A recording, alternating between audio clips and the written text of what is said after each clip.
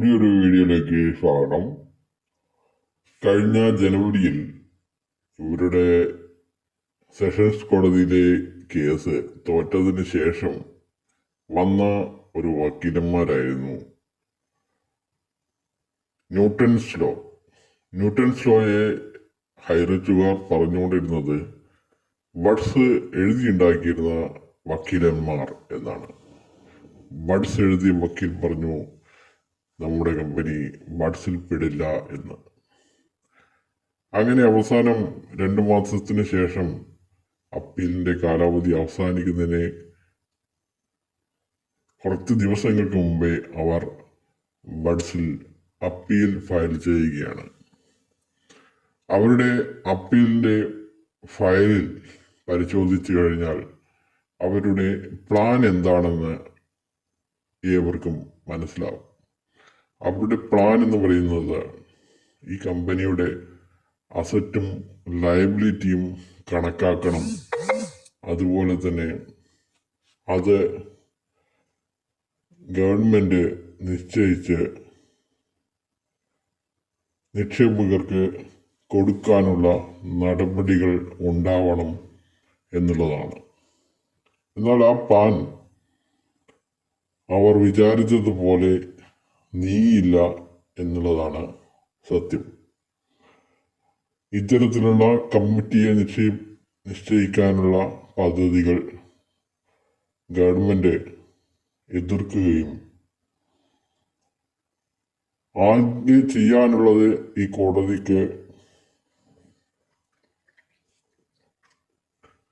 Sessions കോടതിയുടെ വിധി ഒന്നുകിൽ അംഗീകരിക്കുകയോ തള്ളിക്കളയുകയോ ചെയ്യുക മാത്രമാണെന്നും ബാക്കി എല്ലാ നിയമപ്രകാരമുള്ള നടപടികൾ ബഡ്സ് ആക്ടിൽ തന്നെ പറഞ്ഞിട്ടുണ്ട് എന്നും അതുകൊണ്ട് തന്നെ മൂന്നാമതൊരു കക്ഷി ആവശ്യമില്ല എന്നും ഗവൺമെന്റ് കോടതിയെ അറിയിച്ചു.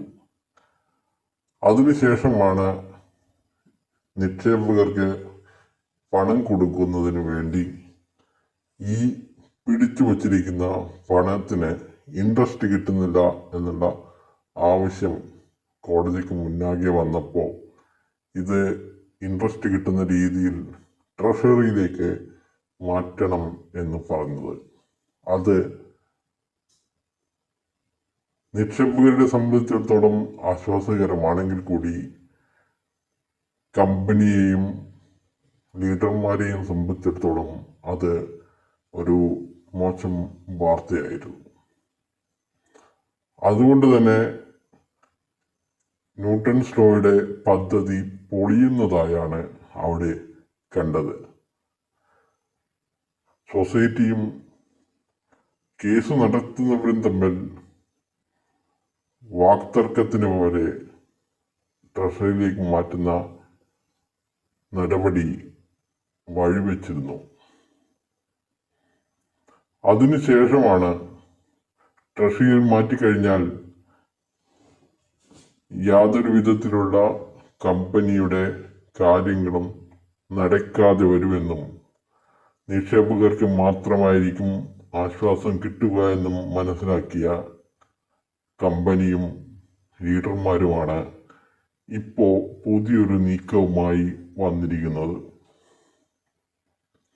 അവരുടെ നീക്കമെന്ന് പറയുന്നത്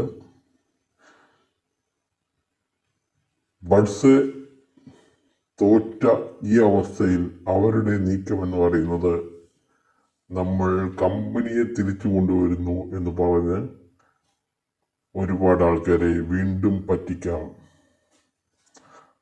അവർക്ക് ആശ നൽകാം, അവർ പരാതിപ്പെടാതെ കാത്തു സൂക്ഷിക്കാം എന്നുള്ളതാണ്.